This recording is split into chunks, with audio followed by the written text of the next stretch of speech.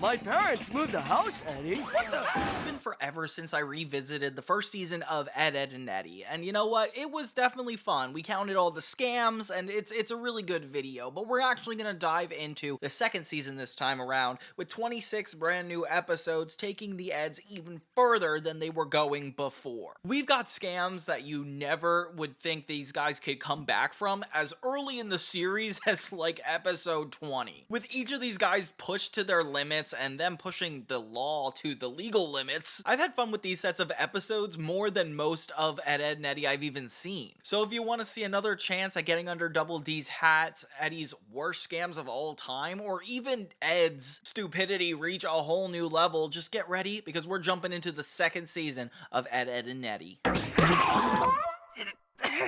Wrong technique. Slight adjustment and...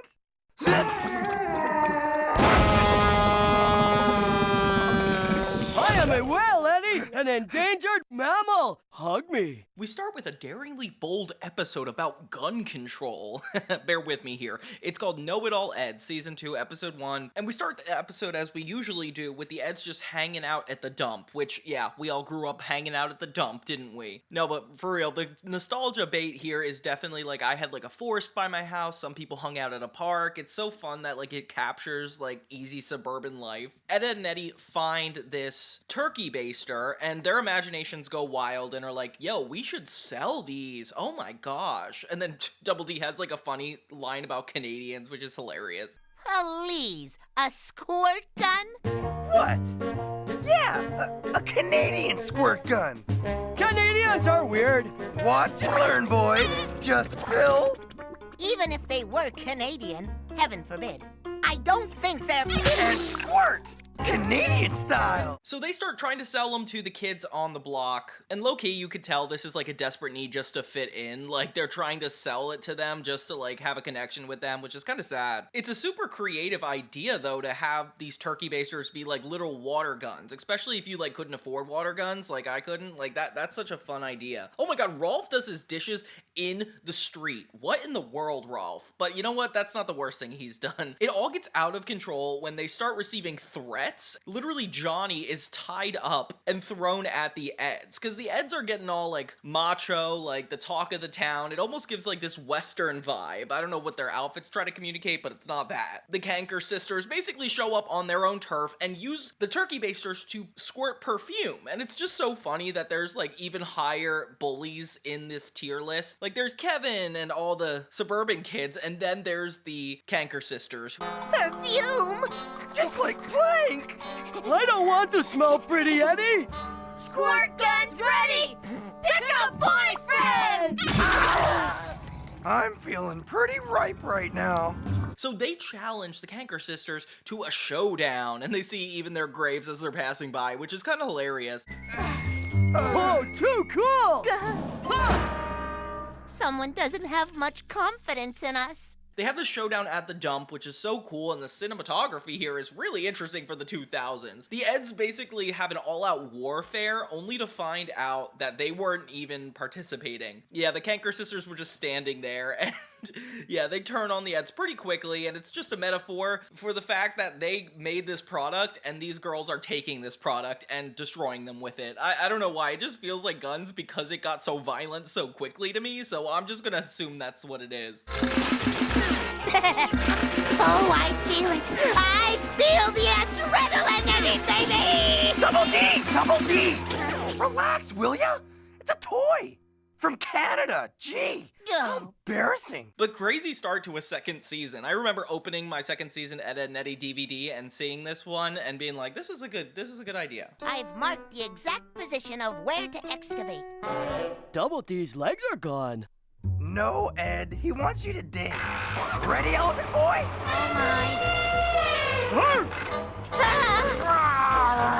You're an animal, Ed. The next episode is a lot darker too. It's called Dear Ed. And this is when the Eds try to sell intimacy to Johnny. Yeah, they see that Johnny, the guy with Plank, hasn't been hanging out with Plank as much. Ed and Eddy are worried when they see Jimmy hanging out with Plank because obviously that's Johnny's only friend. So they're actually like concerned about him and they realize that he has like codependency issues. So then they go to visit him at the park and of course Eddy has to turn this into a scheme where they're trying to sell him something, which again is like this deep metaphorical rejection thing he has going on. Ask him how he is. Huh? Wait. How are you? How are you? I'm fine. Well, okay, a little hungry. So he creates a store specifically to Johnny that is filled with friends where he just draws smiles on a bunch of inanimate objects, assuming that'll be enough for him. And then we get a bunch of different cutaways of Jimmy hanging out with Plank, and it's just so awkward. I don't know why Plank is such a funny character without doing anything. So yeah, the scam is pretty obvious when he's trying to sell him like a boot and all this ridiculous stuff. Eventually he has like a singles meeting event, which is like kind of funny because it's like they're a bunch of kids in a cul-de-sac, so they have it at Eddy's room. And then he has a bunch of different friends that's like kind of like a matchmaking service, and of course Johnny doesn't vibe with any of them. If anything, he feels like weird about the whole situation. And this is one of those episodes where it doesn't feel like it's a kid's plot, it feels like it's an adult's plot hidden in a kid's world, which is just so funny. Oh my god, the picture of Ed when he's a baby at minute 6 is hilarious. I don't know why. So yeah, they have cheap friends for life, and of course they monetize this whole thing. It feels like Ed and Eddy live through sponsorships to see them across the internet. I can't imagine what they would do with it. So then the cul-de-sac kids all show up, pretty much crashing this party, and Johnny ends up seeing Plank, and then they both start talking, and yeah, they finally rekindle their friendship. So Eddy doesn't get any money, and Johnny walks out happy, with the Eds celebrating by the end and just dancing, which, okay, sure. Some of the time these episodes can just feel so random, honestly. Go! Oops! Whoa! I must have overestimated the viscosity of the gelatin. The greatest scam in the world. Gone. The next one is Knock Knock, Who's Ed? And we start with the boys making a giant jello gelatin like concoction. And honestly, I love gelatin growing up. You just put it in the fridge, it comes out all clean. I like that. I like that. But when you do it wrong, it really doesn't come out right. I remember watching this being super jealous that the boys managed to make this work. Like, there's no way. Ed ends up eating the entire thing, and that kind of pulls the plug on the whole thing. We jump away from the randomness to see that Ed has posters all around his room reminding him of this monster movie marathon. And this episode is the most iconic. Eddy and Double D are super excited about the idea of watching this horror movie because obviously they're still too young, so like this would be really exciting. Feels like watching Adult Swim when your parents go to sleep. They prepare for this, but they can't really find a place to actually watch it. Like, they can't do it at Ed's house, Sarah locks him out, and then they go to another house. I've had it. Those twerps will regret the day they messed with this brain power. I believe we'll all be sorry for that, Eddy. At first, they start trying to break into the house with a Trojan horse. It's this fake doll to trick Jimmy and Sarah, and of course, they're like terrified. But yeah, they just lead them on top of a light stand, which how in the world did they get them up there? All I know is it's like really funny. We could just go to our house, Eddy. So they try to ask Kevin for his house, which did not go well immediately. They come up with this like fake lie about Ed about to die, and it's not working for them. So then they go to Ralph's, where they finally get some success, but everything is just not in the right sorts. Of course, Double D is the most respectful there of his traditions, but yeah, everything just feels weird. There's plastic on the couch, which is actually kind of normal for houses in the 2000s, and Ralph just forces them to do things they don't want to do, not allowing them to even watch the movies. So they're rude, they're bad guests, they sneak to the bathroom only to sneak back into the living room and learn there's a super small TV. Double D and Eddy are like, this is not that worth it, but Ed is like, this is so important to me, and like turns to threaten them, which kind of takes a dark turn, but all around it's a really funny episode, just seeing them go from house to house trying to figure out how to watch this movie. It's just nice to see them not scamming for like once in a lifetime. Ed, what are you doing in my bed? I can't sleep, Eddy. I keep thinking, how can my feet smell if they don't have a nose? Ed? Get out of my room! Ah! Episode 4 of Ed, and Eddy is 1 + 1 = Ed, and this episode just goes way too far in terms of logic, and honestly, it's kind of funny. I remember this a lot because this is like very much nightmare fuel episode where all the boys are focused on logic and basically like how things work. With Double D finally getting his chance to show off his smartness, Eddy and Ed realize that you have to be smart in order to make money, so he's like, okay, well then let's start learning. And yeah, this is the first time Eddy actually entertains the idea of genuinely learning, even though it's like for a really bad cause. If we knew everything, we would be so famous. Wait, yeah, and rich. Like potato salad? Well, I see jawbreakers, loads of them. I never thought I'd say this, but let's learn. So they head to Ed's garage, trying to find what to do with all of his clothes. And of course, they're not smart, so they can't figure out anything. They realize like why being smart is like relevant to getting money. They're quote unquote trying to solve the mysteries of life without actually saying like any concrete goals. So this episode feels a little random at first. Actually, it feels even more random later. So they start to notice that the trees are cardboard, that the backgrounds are not a part of their main character designs, and then Eddy even grabs the sun, eating it and turning it into nighttime. And this is where things just go completely haywire. Eddy takes off the line that structures Jimmy's cartoon, and yeah, he just melts away. And this is the part I remember the most. Like, they cut into the fabric of reality to see the Kanker sisters through a hole, and like, honestly, this is comedy in a way that nobody else could probably do, because nobody's random enough. Did you see anything? Huh? Eddy! Eddy? My turn! Look at me! They end up eventually in this like vortex of illusion, not knowing or understanding anything, and it feels like an existential crisis. Like, this is what the Amazing Digital Circus is now, which is kind of funny to think about. But yeah, like, their reality is crazy. They end up flying into the sky only to get popped by a giant pencil and fall to the floor. The cul-de-sac kids are thinking these guys are insane, which I agree they are. Dad, leave Jimmy alone! Baby sister! Take your mouth off again! Big Ed has lost his marbles? It's stuck! Go, Burhead, go! So Ed pulls out the sewer, the last nonsensical thing to happen, and of course, like, it works so well. And he's just running away from Sarah for the rest of the episode. Something that I was not expecting, and I don't think I've ever seen another cartoon do something like this. It's all around trippy and existential for me.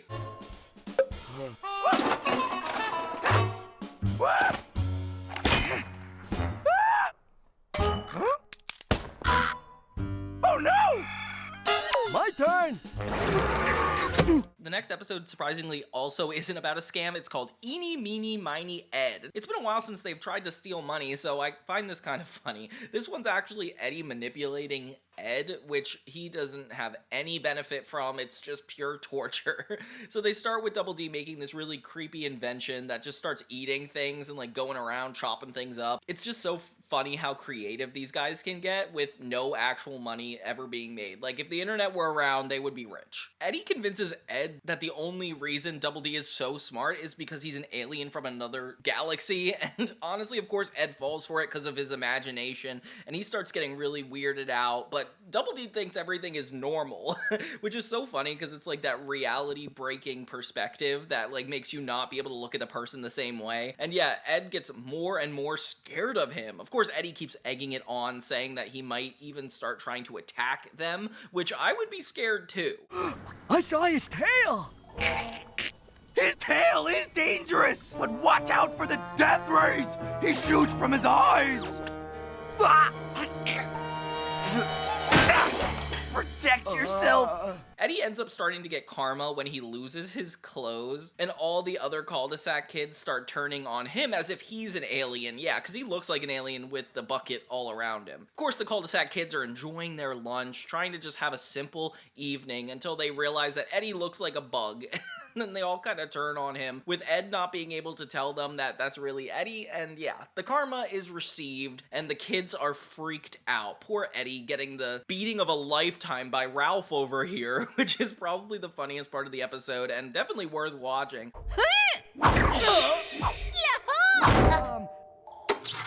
Much better. Ha! This is no bug. Huh? Is that Eddy?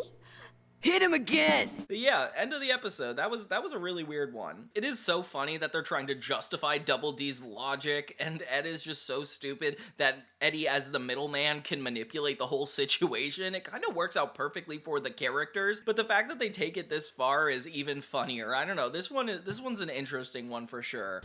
Hello, stupid wind-up toy.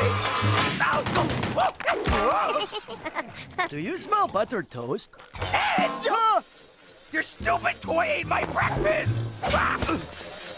This next episode is really how you could tell the cul-de-sac kids trigger Ed, and Eddy. It's called Ready, Set, Ed. And it starts out with the boys just hanging out with this little monster toy that Ed has. And yeah, it just releases a flock of birds. And Double D just realizes how disgusting his room is, which doesn't really feel like it has to do with the plot. So then they find out that the cul-de-sac kids are having a grand old time trying to beat records. Yeah, Kevin is doing an awesome bicycle trick, and the Eds just, like, want to be involved. But of course, like, nobody wants them around. Like, the vibes just switch up every time Ed and Eddy enter the room, which I feel super bad about. They do try to sell stuff to kids all the time, so it's kind of like that anti-hero plot. But yeah, Ed and Eddy are kind of insecure because they can't do any records, which is hard to believe considering they took the outline of their cartoons and completely ruined the universe, but okay. So they try to make this giant roller coaster, which is super relevant. I used to try to do that in my backyard with like slides and ladders, and it's like so funny. They end up falling completely backwards, and despite how cool it looks, they never end up going down it. Eddy, may I suggest something less physical? Like knitting. Knitting? I can see it all now. We knit a big blanket, a huge blanket. Kevin would have to out-knit us. That he would. I like blankets with little fringes and... Not knitting! The cul-de-sac kids keep breaking records, with Ralph doing it next, and turns out everybody is able to do something like this. That's when Eddy pitches the cul-de-sac a space voyage, going on a journey that they've never been on before, and Eddy and Kevin start throwing each other into the ground on the way, like not believing that Eddy could have come up with this. After you. Please lead the way. Right this way. You first. Watch your step. Follow the yellow brick road.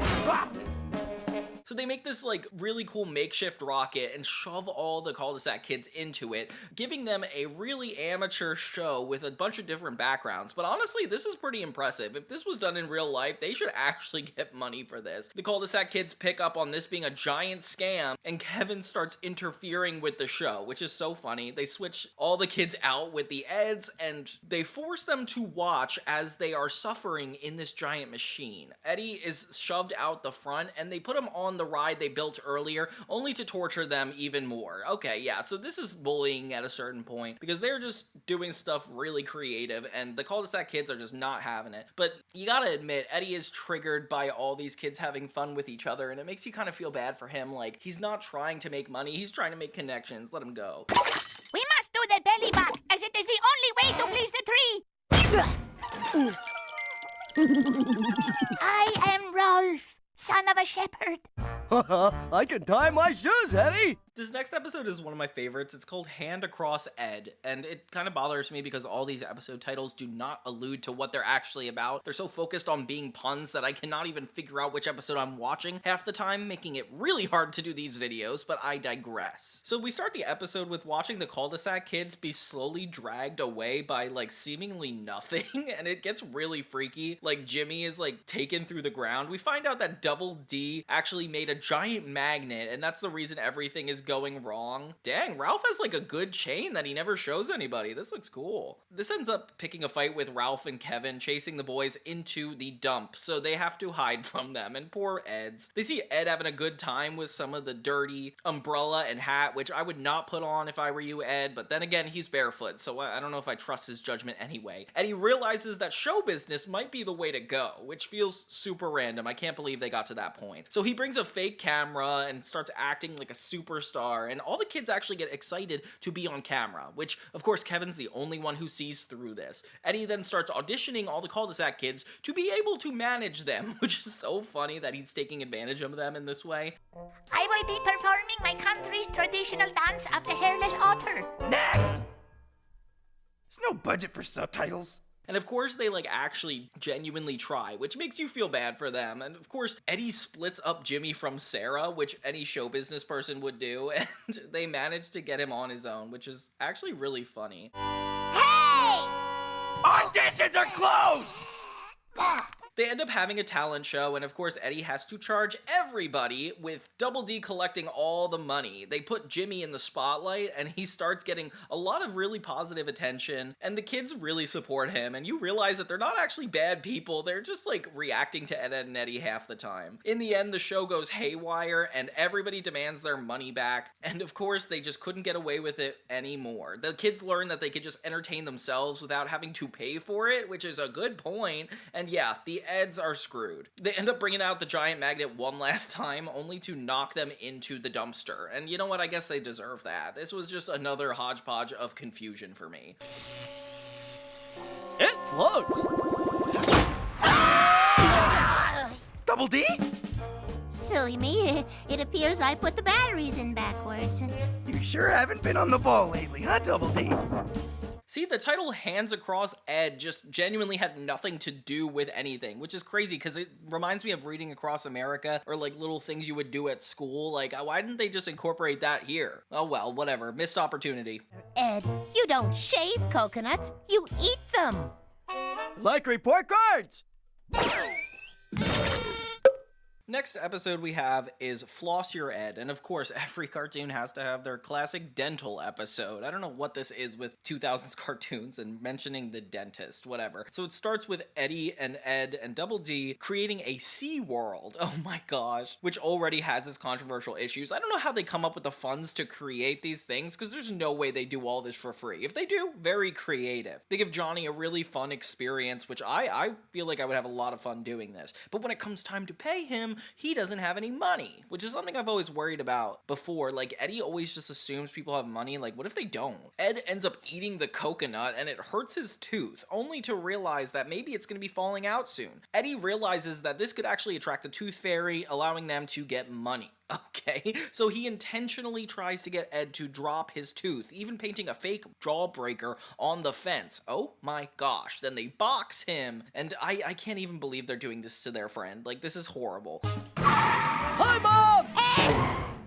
You need to protect that tooth. I was just playing with Eddy. Eddy, you dropped your glove! This is tougher than I thought.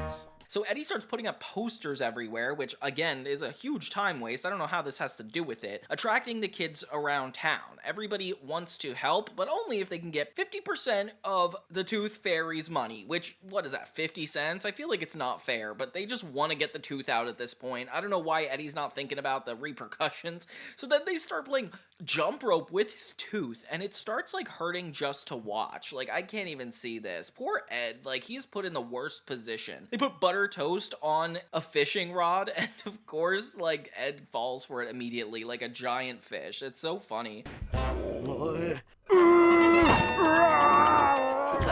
Moby Dark is mine! He ends up breaking the tree, getting pulled through, and then Eddy has a tooth come out of all things, and he's like, no, I'm keeping this. This was not the deal. So then they put Ed in Eddy's bed on the roof, trying to attract the Tooth Fairy, which is so funny to think that this would, like, happen, and they end up dropping both their teeth in the gutter, with Ed sucking it up to get them back, and it is so gross. Honestly, this is going a little too far for me, but hey, I'm not going to be saying that just this time. Ed and Eddy is a crazy show. All around, it's so funny that they're trying to scam the Tooth Fairy. I feel like out of any people they were trying to scam before, this is the funniest for me. Beep, beep.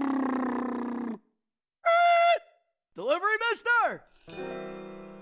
Did you eat breakfast this morning, Ed? Episode 9 is In Like Ed. Again, don't know what this means for the plot, but whatever. Double D is selling his stuff for like 2 cents, 5 cents, and it just makes you realize how bad the economy is right now. Like, this used to be a lot of money. Eddy is like, you have to up the ante and like sell it for more money, which I agree, Eddy, but at the time, this is like how much it was really worth. So they see that Kevin is actually doing the exact same thing he's trying to do next door. Like, he's selling a bunch of his stuff from his garage, and of course the Eds Eds get jealous because they find out that Kevin's actually a really good salesman, and it makes him like all really insecure. Eddy takes it out on Double D, saying that he's smarter than him, which is so funny. They even sell Ed something out of all things. Kevin! Sheepskin seat covers. Wow, he knew what I was gonna say. See? He's got inside information. He knows more than you, Double D. Oh, really? So yeah, Double D's like really bent on trying to get him back, and all of them make a plan to sneak into Kevin's house to get all the jawbreakers he's storing. Yeah, it turns out his dad works at the jawbreaker store, and that's the only lore I think we're gonna get for a long time. So yeah, they try to come up with all these inventions just to sneak into his house, and it is actually hilarious. But we still need to pick code names, Eddy. I am the Claw, and the Claw wishes to fly. Nice one, Ed.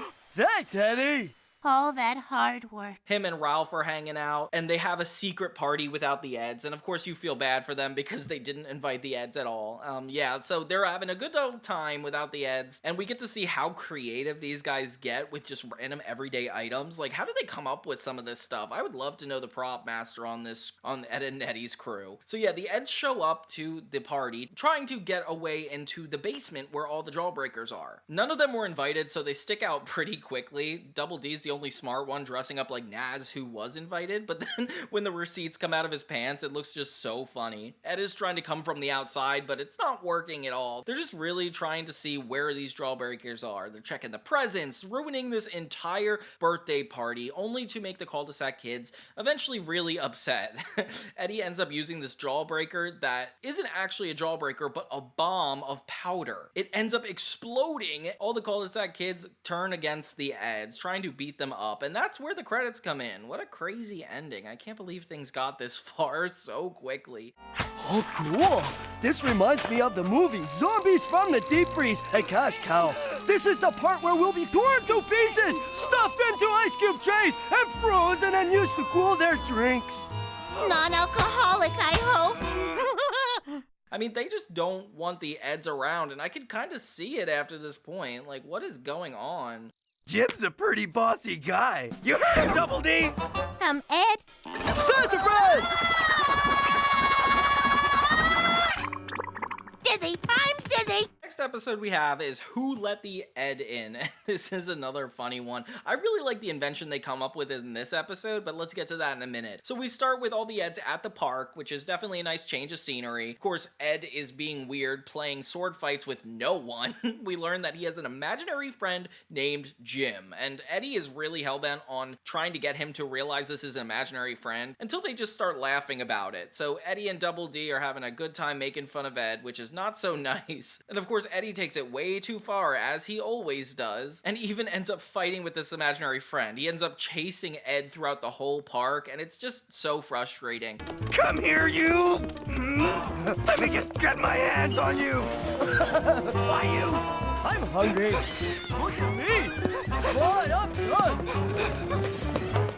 Double D points out that this is because of a comic book he's reading, that of course he thinks there's an imaginary friend. So Double D is still trying to finish this secret invention, and Ed is just getting in the way of all their progress, which of course Eddy just gets more frustrated. They end up creating this giant claw machine, which is such a good idea to get money. Like, I can't believe they didn't get it immediately this time, until Ed starts distracting everybody with his imaginary friend. And yeah, they think his imaginary friend's cool and just have a good time. Eddy gets more frustrated because he's losing all of his money to other people, and Johnny starts making fun of him because obviously Plank is an imaginary friend, so we need a special spotlight on him this episode.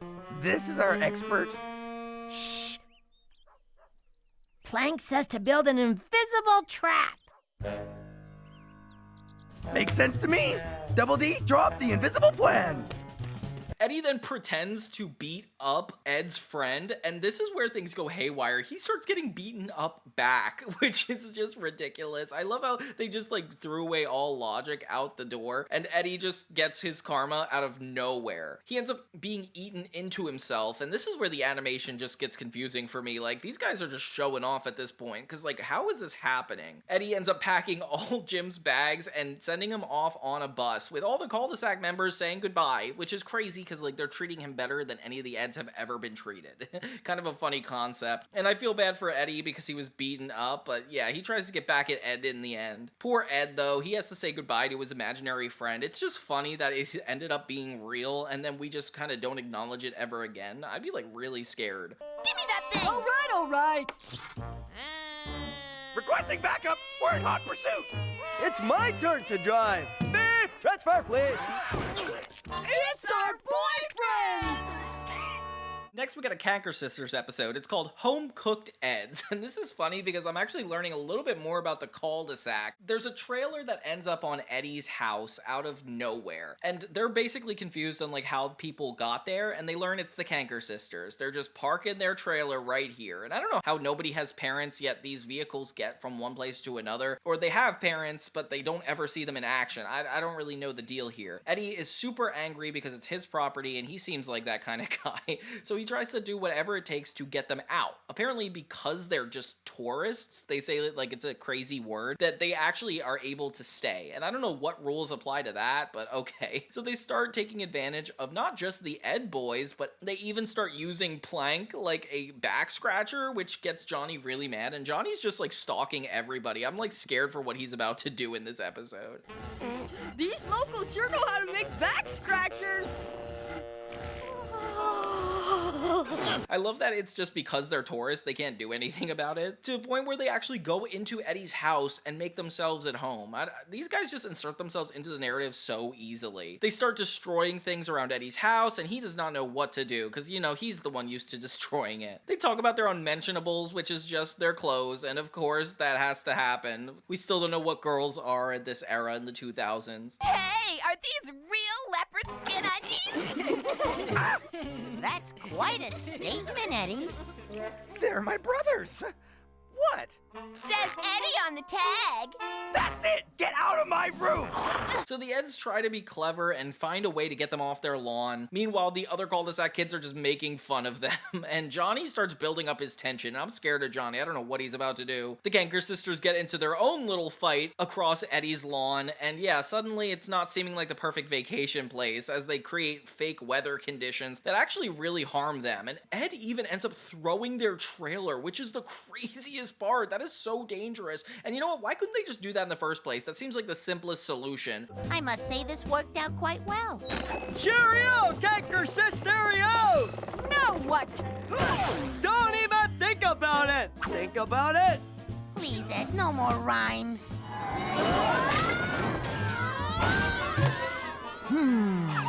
So they head out in their trailer, everything's trashed, and I'm starting to feel bad for the girls a little bit. But they finally get them out of the house, only for the trailer to come back and be teetering between Eddy's house and Kevin's.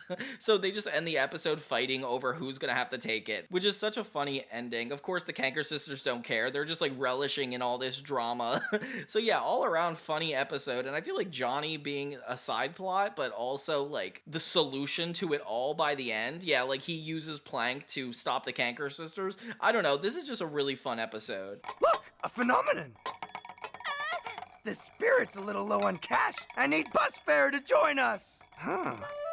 Next episode we got is Rambling Ed, and it starts with Eddy being a fortune teller, which is really interesting. I like it when they take these really creative approaches. He justifies the payment by saying that the spirit needs money for the bus to get here, which is actually really funny. So they're doing this for Ralph, and they paint Ed white, which I guess is whiteface? I don't know if that's actually a thing, and scaring Ralph to death. They end up seeing Sarah interrupt this entire illusion, only for Ralph to want his money back, and they take Ed up the stairs. Apparently, he hasn't done his chores, and yeah, this is a whole episode where we just lose Ed. So Sarah starts ridiculing Ed to do a certain amount of chores, and it's like very husband and wife vibes, but brother and sister, and it's just funny the way they like assume responsibility in the household. Like Ed does report to her and helps her with her chores, and is kind of a sweet older brother, which is actually really nice. Eddy is like, you need to move out so that way you don't have to listen to all these chores and we can do our scams. And it's like, okay, I don't know if you can do that, but sure. Get over it! If she told you to jump in a lake with a rock tied to your head and wait for naked photos of you to develop so she can hand them out to all the kids in the cul-de-sac, would you? I had socks on, Eddie. Eddie, family matters are best left to experts who deal with situations like...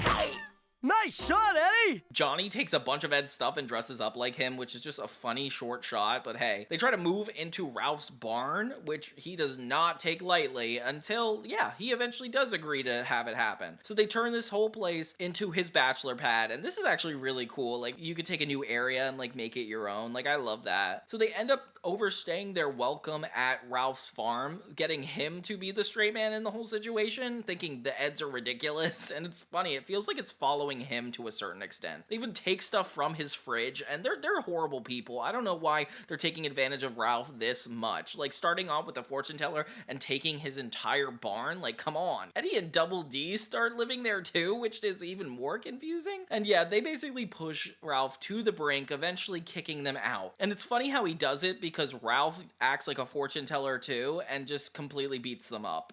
The spirit of the rhyme speaks. Ooh, what does it say? Yeah, tell us, oh, Swami. Ah, it says that your day will begin by cleaning my pig pen!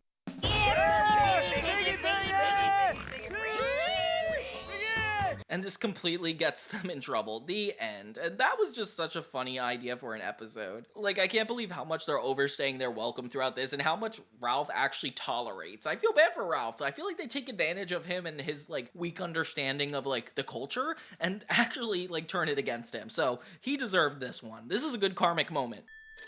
Ed, can you please answer the phone? Train me, Double D! Arf! Arf! For all our sakes, let's hope your house broken, Ed. Double D's room. Double D speaking. Next episode we got is To Sir with Ed. And this one is actually really funny. Eddie starts out trying different hairstyles and imitating the people of the cul-de-sac, which also makes me think he has like traumatic issues with being rejected by them. Oh, I feel so bad for Eddie. He calls his friends over when he thinks there's a snake under the bed, so Ed and Double D have to show up. And it's crazy because at the same time Naz shows up, turns out she's babysitting and he does not know what to do. Like, he is not comfortable with a girl in the house. And also they have a crush on her, but that's just assumed. They never say it. They just kind of go about like trying to figure out how to woo her, and I feel like that should have been communicated. Eddie says the best way to get to a woman's heart is money, and you could see this guy's future like spelled out in front of him. It says a date begins with witty and humorous conversation in order to discover compatibility. In your dreams, my brother told me that chicks are wowed by only one thing, cash. That's so superficial, Eddie. Females admire more meaningful things, like sincerity, respect, and good grooming. A potato chip!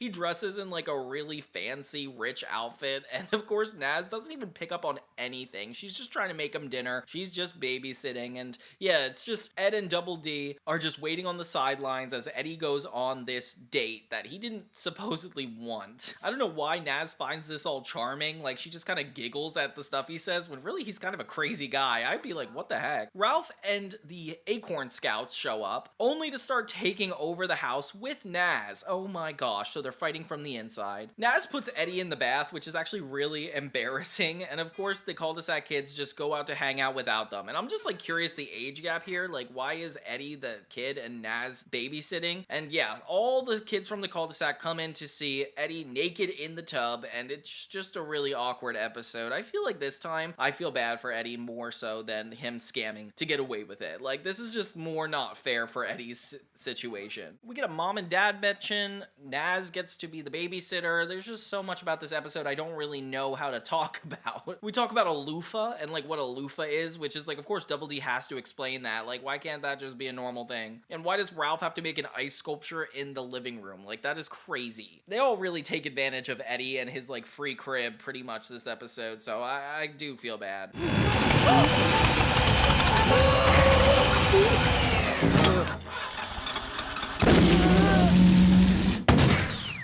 Gassy.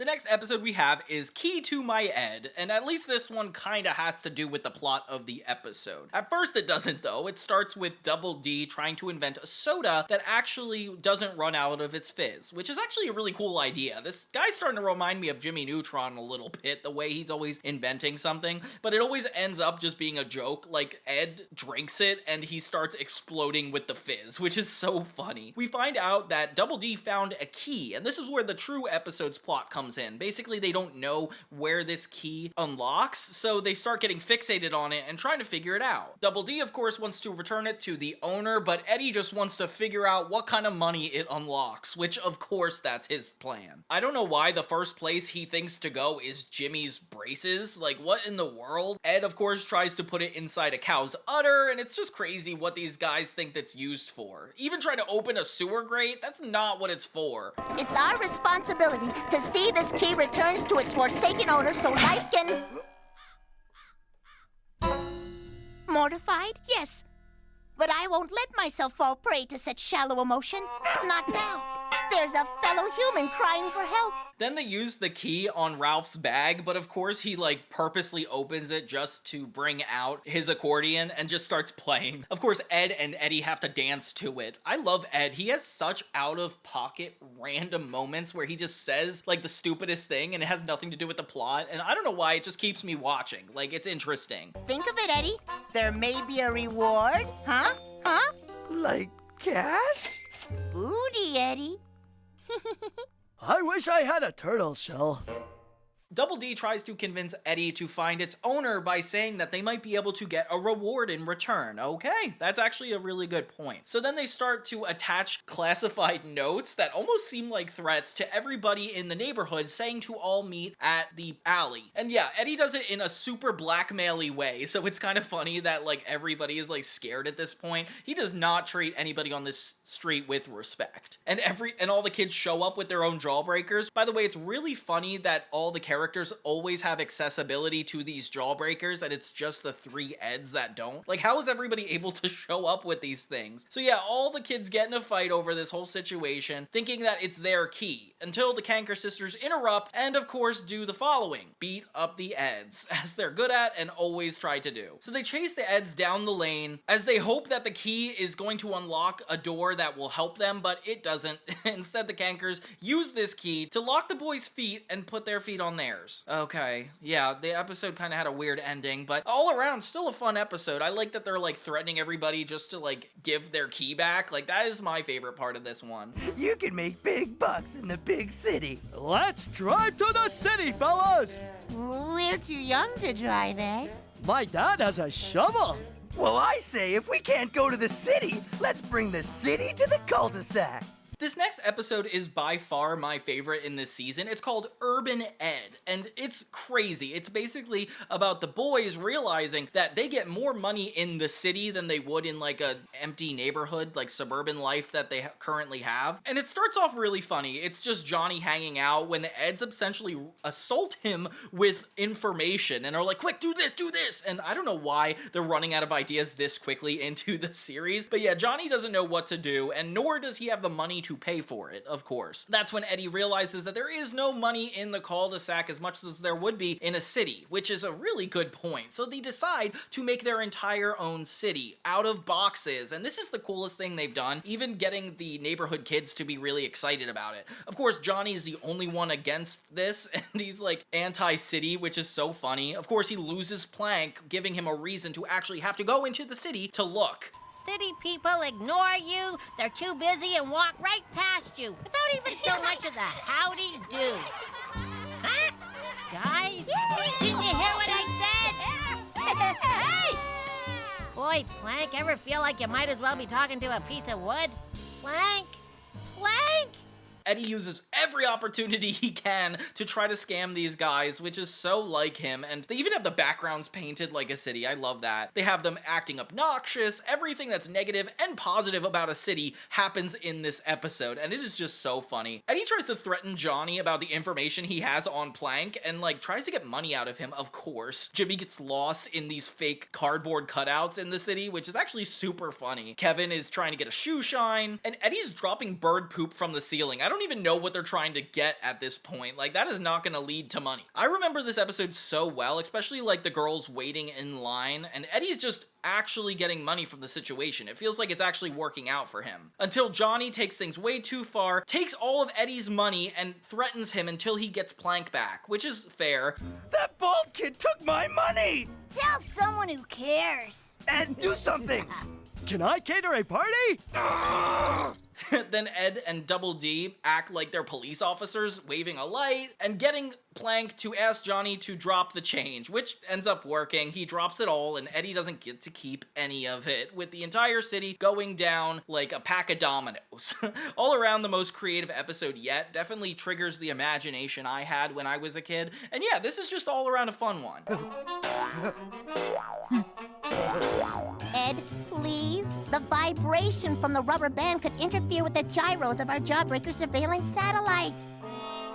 I have no idea what you just said, Double D.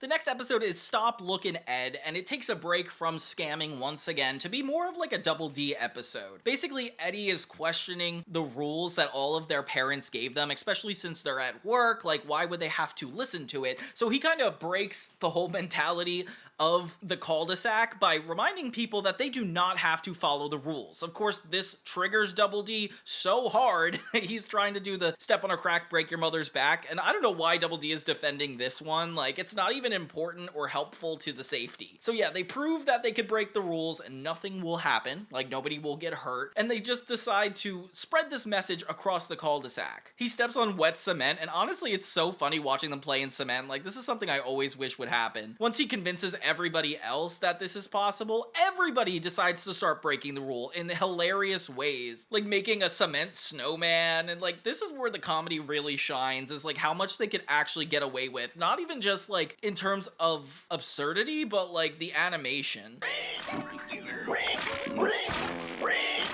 Haha, what a pig. Give it up for Rolf, everybody!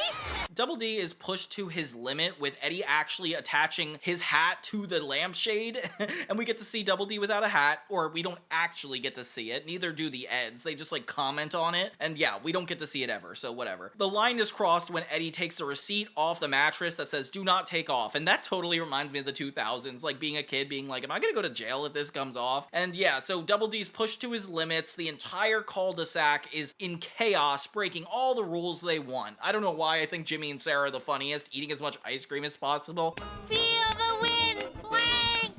Vanilla chocolate fudge! And lemon sorbet! Meet you at the bottom!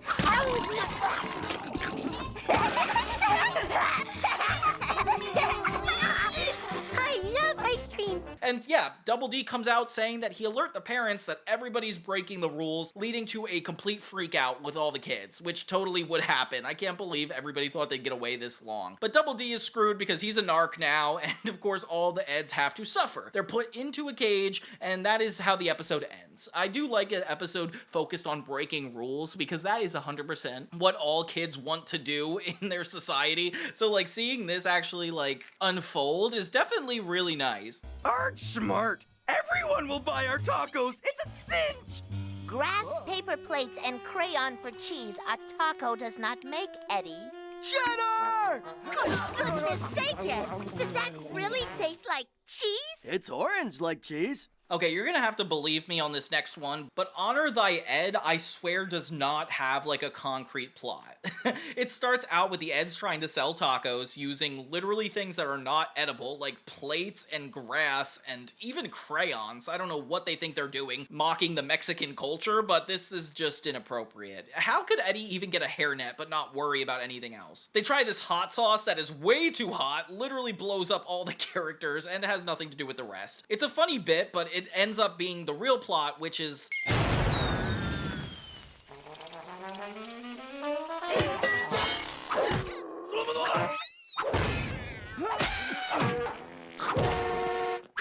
The neighborhood kids scared of this one house in the street. It kind of reminds me of the scary movie It. They're like terrified to go near it. Johnny has some scary stories about what might unfold, and of course Eddy has to be the macho guy and be like, no, there's no way we can't go in. So when Kevin offers a jawbreaker in exchange for checking it out, of course he has to sell his body and his friends' bodies to check it out. Oh my gosh. So the rest of the episode takes place in this haunted house in a really cool way. I love how it's designed, and it's just a lot of like them fooling around, like Ed looking in the mirror at his butt, and they try to make it seem like they're going to be harmed, and the kids actually worry for them, which you find really sweet, until they see that they're actually just joking, and the kids in the cul-de-sac realize they're being gypped, so they walk away. Eddie realizes that the doorknob falls, so they actually do get stuck. Very Boy Who Cried Wolf plotline.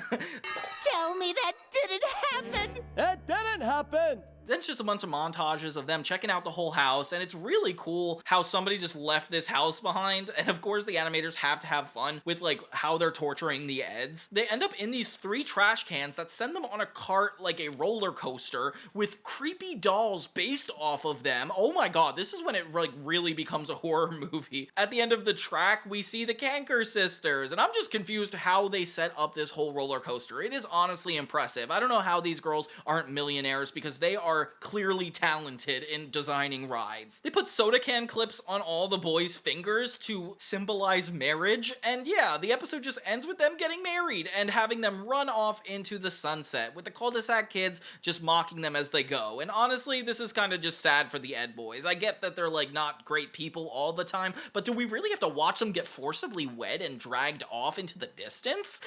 All around a really funny episode, and I can't believe I didn't see the marriage part coming. That felt like it had nothing to do with it. Oh, this may not be Double D at all, Eddie, but a clone put on this planet too!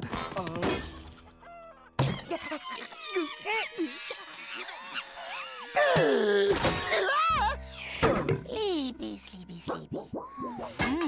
So the next episode is Scrambled Ed, and I consider this episode like what Ed and Eddy would do if Double D was out of commission. It starts out with them wanting to do a SeaWorld type experience, with Double D not having had much sleep lately. The episode goes about as normal, with just Ed not being awake for the entire thing. Eddy tries to keep him active, but it doesn't work, so they just try to go through with their SeaWorld plan, which I swear they tried before. When they realize nothing's working out, they try to have him write an equation, but he's still too tired to help. So they realize that if Double D is still not going to be helpful, they're going to have to get him to see a doctor. It's so funny to see them actually attempt to care, but really it's just because Eddy wants his invention done. I can't read your plans. Where's this thing go?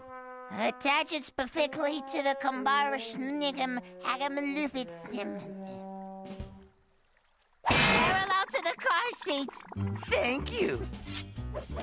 They actually get the Sea Ranch up and running, but it doesn't work out because the structure was not there. Oh my gosh, of course. They go through Ed's house, which is the grossest place in the entire show, and try to find material to help them work on their Sea Ranch, with a bunch of sponges being perfect. I don't know why Ed collects sponges, but we see this for now on. Jimmy and Sarah are the only ones that care about Ed enough to help him through his sickness or super extreme tiredness. And it's so funny watching them attempt to operate.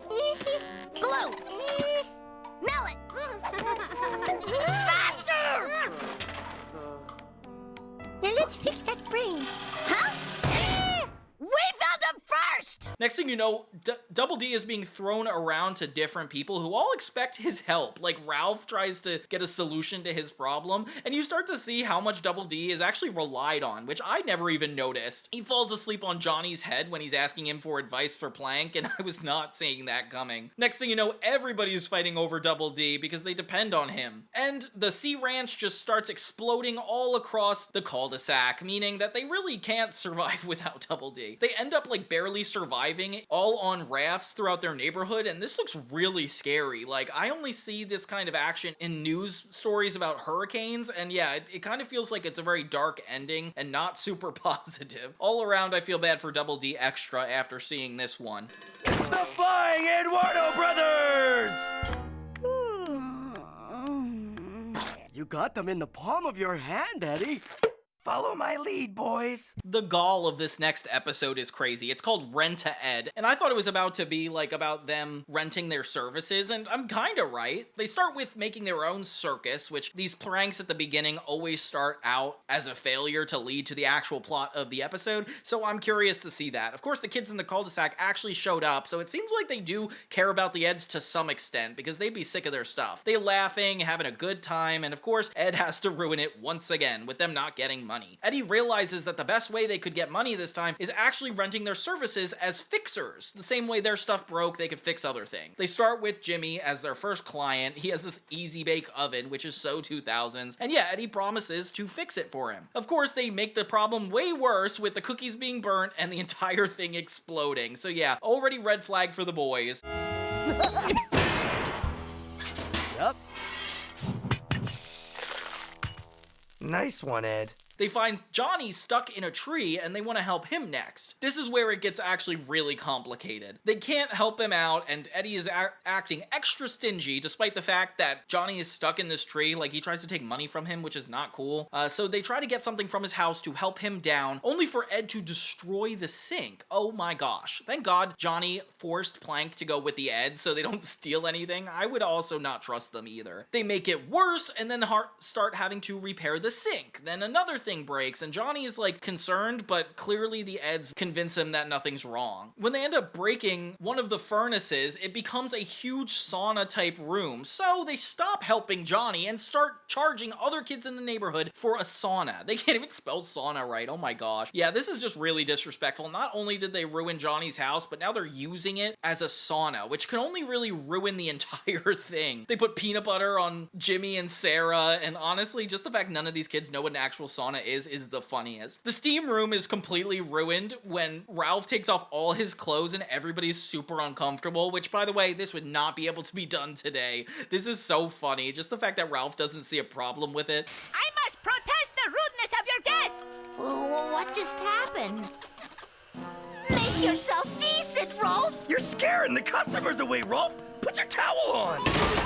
Towel rack at your service! Now look what you did. It ends up destroying the house completely, which actually is horrible, especially considering that Johnny was stuck in a tree this entire time. And yeah, Double D suggests the right thing to do is to help him rebuild the house, and of course, that's not where it ends. It's just everybody trying to beat them up. They get their karma at the very end when the entire neighborhood corners him, which is actually sweet that they defend Johnny like that, but all around, like, probably the worst thing they've done this season. Relish the fine summer's day, Eddy. Absorb the solitude of the cul-de-sac, the aroma of fresh-cut grass. It stinks. I'm bored. I forgot to wear underwear, guys. Hi, Johnny! Come back here with my bike! Hi, Kevin! The next episode is called Shoe Ed, and this is the most triggering because I feel so much like Johnny. You could almost call me, I don't know, Johnny because of it. Surprisingly, the episode starts out with Kevin going through the junkyard looking for some parts of his bike. He can't find his bike. So Johnny is the only one there and he's trying to help him, but he's actually acting really annoying, just making Kevin worse. Eventually he leaves with the bike, which is actually kind of funny. When the Eds see that Kevin is really annoyed by Johnny, they come up with an idea to have a service where they get rid of specifically Johnny. So they have Johnny annoy a bunch of kids in the cul-de-sac just so they would pay them to get rid of him. And it's so funny. I never saw Johnny be so wily. He kind of reminds me of like a human squirrel in a way. They have like a Frankenstein like montage where they just put him in a funny suit, and I guess that's enough to annoy everybody? Okay. They give him bad breath, and honestly, they're pretty good at making him seem unappealing. And Ed places a brick on his foot, which everybody acknowledged doesn't make any sense. I don't know why, that's just like my favorite part. I glued a block of wood to Johnny's foot. Ed, why did you glue a wooden block to Johnny's foot? Why these chains? And why the suit? Why Johnny?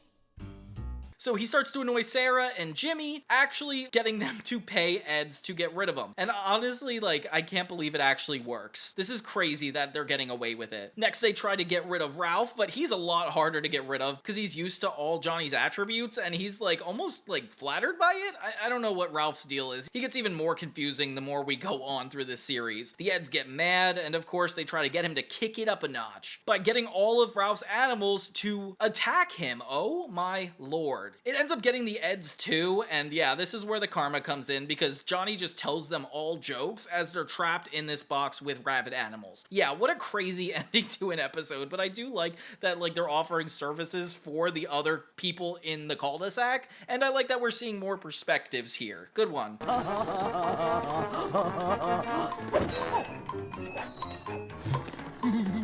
Huh? What's your figure, Kev?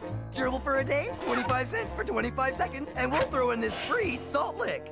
Limited quantity, better move fast. I didn't expect the next episode to be so entertaining. It's called Ed in a Half Shell, and it's actually about Jimmy this time. So Sarah's leaving, and Jimmy's never really been alone without her, which is so funny because they're just friends in the neighborhood. I don't know why. It starts out with Ed dressed as a hamster on a hamster wheel. This is the scam that doesn't work out at first. It's just kind of funny to me that he's dressed up like that. So yeah, Sarah warns Jimmy that if he finds trouble, he could just blow a whistle and she'll be right there. Oh, that's kind of sweet. So Jimmy starts emulating the characteristics of each of the Eds one at a time. At first, Eddy is just kind of bullying him, but then Double D is like, hey, like, you know, he's easily influenced, and this kind of inspires Eddy. Him and Ed get along in such a funny way, like Ed makes him a kangaroo, and then forces him to throw the volleyball at Eddy, which actually inspires him, and he starts to have a good time. Aw. Your turn to hurt, Eddy. Oh, this guy's gonna murder me! Somebody please save me! Yeah, right! Got him. Good shot, Jimmy!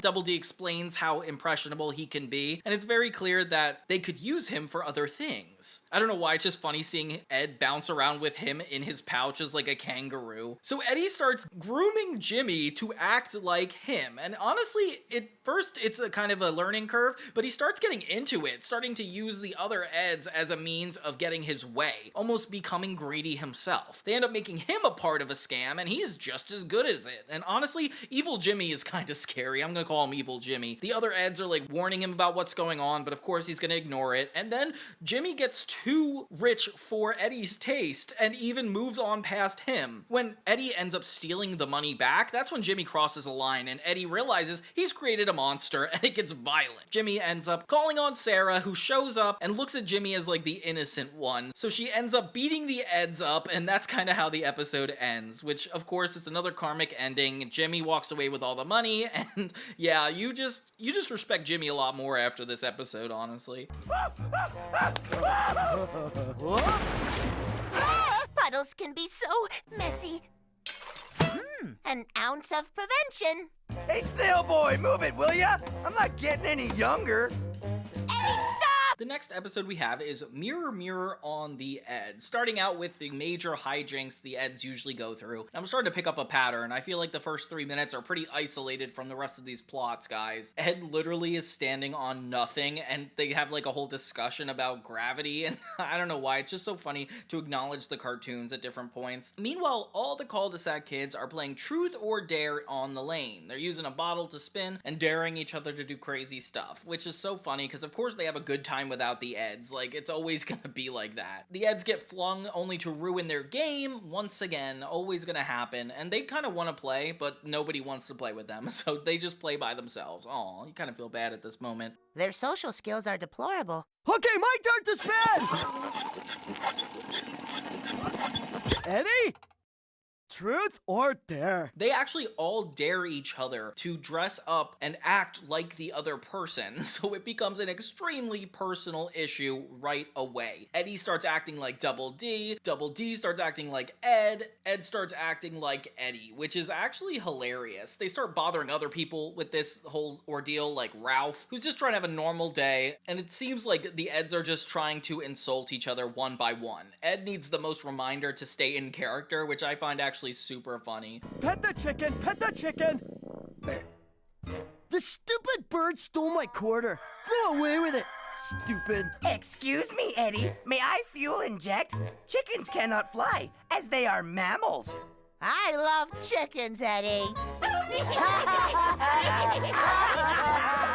They end up getting into a huge argument over all these personal interpretations of each other, which, by the way, I am not getting tired of. It honestly just gets funnier and funnier. And yeah, they just ruin Ralph's life at a certain point. I definitely, when I was younger, would do this with my friends, like purposely try to make fun of one another or like genuinely try to act like the other just to get on their nerves. And seeing the Eds commit to this for the whole episode is hilarious, especially since the kids in the cul-de-sac are not playing with them. Like, of course they need to find something to do together, and it's only impersonating one another. They definitely start to act like their true selves when they go back to their original houses. Like, Double D cannot handle Ed's room, which I couldn't either. It's disgusting and gross, and he realizes he can't be Ed. Meanwhile, Eddie as Double D gets beaten up by Kevin. Literally, he is not safe. I don't know what this has to do with being Double D, but yeah, he's just screwed. And then they have Plank dress up as Eddie, and then Ed dress up as Plank, which is kind of a crazy ending to the whole thing. It's just really funny to see all these bits line up one by one. The only one who really suffered in this episode was Ralph.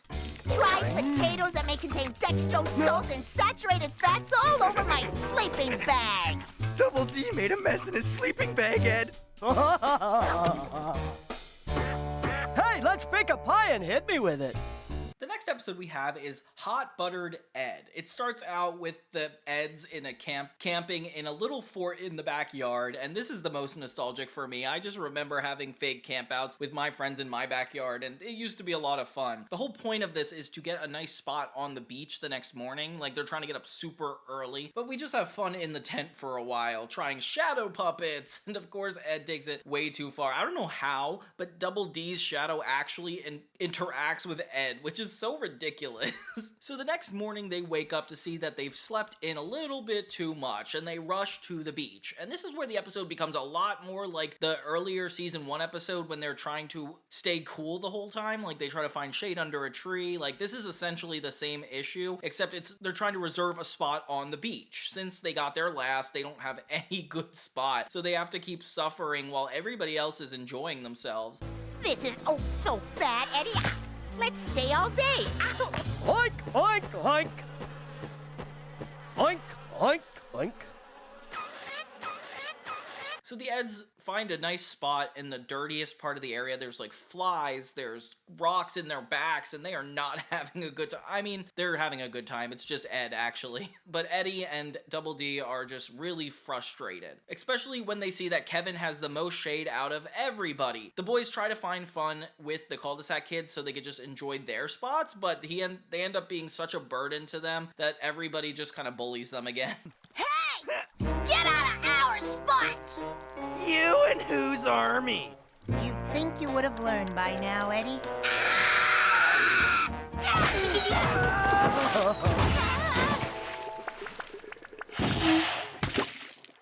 They try to stay in the water, which ends up not being super helpful. Like, they're like worried about getting burned. And then they see that Johnny has like the perfect spot atop all these rocks, and Eddie uses Ed as like a camel to climb them, which is so funny because poor Double D has to climb himself. When they finally get there, they realize it's a good spot and get Johnny off of it, but none of them had sunscreen. And okay, this is where it's gonna be a huge problem. Everybody finally leaves when they're done at the beach, and even though they're ready to take that spot from Kevin, it seems like the day is over and they are all super sunburned, with the episode ending on another bad note.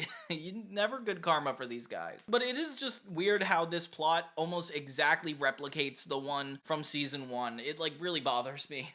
Pure genius! How you ever talked me into this is beyond me. We're in a sewer, Eddie. An incubator for every parasite known to humans. It writes itself, Double D! We're gonna be rich, filthy rich, I tell ya! The next episode we have is High-Heeled Ed, and honestly this episode is about the Eds trying to step into the shoes of girls for the first time just to sell to them. Of course, it's not for any genuine reason. We start out in the sewer system. They're trying to do this, it's a small world after all experience, except they're doing it in the gross underground sewers. Oh my gosh. And Ed dresses up as this giant octopus that's supposed to take you away, and like, I don't know why they think that this this would actually attract Naz, Sarah, and Jimmy, but okay. So Jimmy ends up falling in the pothole, and they force the experience upon him, essentially. But no, until Naz and Sarah save him. Oh, thank God. That's when the boys realize they really don't have a sensitive side and can't understand what these girls actually want. Therefore, how would they sell to them? So they decide to keep an extra eye on Discovery, which is definitely borderline peeping, but yeah, I don't know, it's kind of stalkery. Like, Double D stays under the slide, Ed hides under the leaves, and they're just trying to figure out what these girls like. Jimmy finds the Eds in the garden as they're disguised like plants, and I don't know how he doesn't pick up on the fact they're right there. May I smell you? Why, thank you. Yuck! You smell like cheap shampoo. I'm tearing. They decide that the things girls like are soft. Okay, that's a good idea. So Ed dresses up in a bunch of belly button lint to attract them, and it does not work at all. Of course, nobody would want to buy this. Sarah even loses her earring in the confusion of it all, and that's when the Eds realize that maybe they care about jewelry a little too much. Therefore, they're gonna make jewelry. So as they're playing tennis in the lane, the boys show up with a bunch of different golden items that seem to be super random and unnecessary, like even a bone in there. I don't know why they'd be attracted to this. They really want anything that's on this cart, and I can't even believe it. Sarah puts on the spring, and it just like extends her neck, which that cannot be how gravity works. No way. How do I look? Like $1 million! Will that be cash or cash? I don't like it! Ed ends up losing all the paint and it just spills onto his pants, creating the perfect pantaloons for Eddy to sell. But nobody really wants to buy it, and in the end Jimmy does, only cracking them in half, causing all the girls to turn against the Eds and just leave them alone. Spending an extended time in female company can be mentally disorientating and physically confusing. What's up with you? Ed's trouserless state seems to have jarred an intellectual moment within the confines of his brain. Ed? Is that you? Which, yeah, at the end of the day, just a failed experiment in a nutshell. I do like that they're trying to take on the more feminine perspective, but seeing the Eds, like, fail at it is just so much more funnier than it's worth. You're trespassing in my parents' bedroom. Please leave now or I'll have to call an attorney. Edward! Must your father and I remind you to finish your homework? That is right, son. A mind is a terrible organ to shovel. Have you gone mad?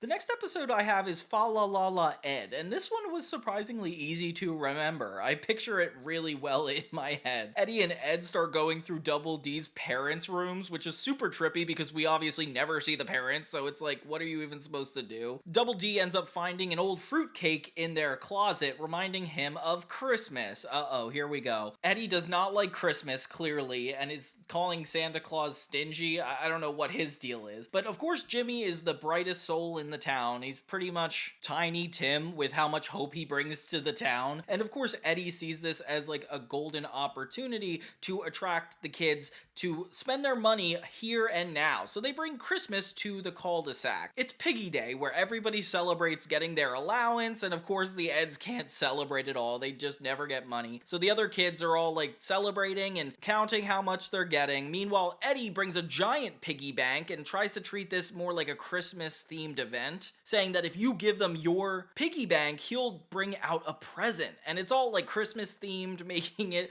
seem like it's like a perfect holiday idea, but Double D cracks under the pressure and can't break Jimmy's piggy bank because of course it's the holidays and he would feel horrible about it. So he ends up crying and they break open the piggy bank, only to catch that the Eds are scamming them. Everybody gets in the mood for presents, so Ralph starts handing out his clothes to everybody, which is kind of confusing, but it is the true spirit of Christmas after all. Jimmy presents Double D with a piggy bank just because they asked for it, and honestly it's very sweet considering it's like all under the nature of the holidays that makes them happy. And yeah, the episode kind of just keeps going with more Christmas themed things, like the Eds try to go Christmas caroling to get money, and in the end they get a whole sack of jawbreakers. But of course Ed dresses up as Santa and has to give them all away to everybody on the lane. Wow, that was a really quick resolution, but at least they got their comeuppance by the end. Humans are naturally attracted to the blunders, bruises, and over-the-top cartoon antics of others,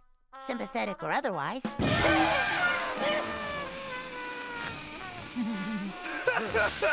Oh dear, Ed, are you all right?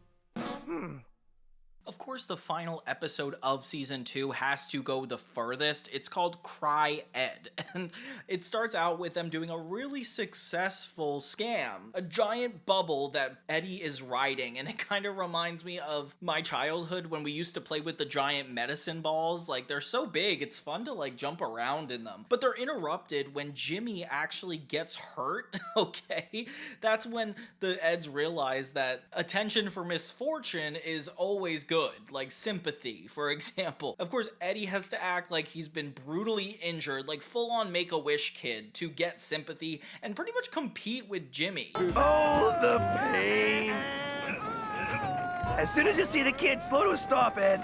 Double D, it's Oscar time. I've abandoned all confidence, morals, and integrity, Eddie. An actor I shall be. You feel horrible because it's definitely a cry for attention in the worst way. All the cul-de-sac kids focus on him instead of Jimmy. It's just Sarah. He's left alone, which you feel horrible about. Sarah tries to confront him and actually kind of calls him on his bluff until Ed actually drops a full-on house on him, making him actually injured, which is gonna be karma for what's about to come because he's actually brutally injured at this point. Ed, what in heaven's name were you thinking? Absolutely nothing, Double D. Okay. Getting pity from pretty much everybody in the cul-de-sac. Turning the town into a fight for negative attention. Oh my gosh. Poor Jimmy, who's actually really injured, gets constantly beaten up by the Ed boys, with Eddy being the one to receive all the attention that Jimmy should be getting. Of course, Sarah's the only one to realize that this isn't fair, and Eddy just tries to hurt himself just to get people to care more about him, and the fight is so real. What the heck? Eddy dresses up in this fireplace-like outfit that pretty much protects him to go see the kids in the lane. He ends up creating a giant hole in the ground in which him, Rolf, and Kevin fall in, and it's like, oh my god, they're threatening to beat him up, but he's like not even worried about it because he has the suit on until Ralph puts his tongue on it and breaks it in half. I don't know how this went from being like a fight of attention to just Eddy being injured actually by the kids in the town. It almost makes you feel bad for how it all unwound. All around, like a funny episode. I do like that they're like fighting for attention the whole time. I feel like that's as low as Ed and Eddy is gonna go, and having it be the season finale is perfect. Season 2 just takes the Ed boys and puts them in the wackiest scenarios, with only getting even more and more creative with the animation. It is such a gem to look back on this and see when they started to really get into the prime of what the show was about, and following all the cul-de-sac kids, making the perfect ensemble of wacky neighbors, and like Ed and Eddy are only the cherry on top of the chaotic cake. But what did you guys remember from Season 2? Which episodes were your favorite? And do you want me to jump into Season 3 soon? I would love to know what you guys think down in the comments below. And until next time, everybody, you know where to get your 2000s cartoon content. Yeah, Johnny 2000s or Johnny Tunes. Until next time, everybody, have a great day.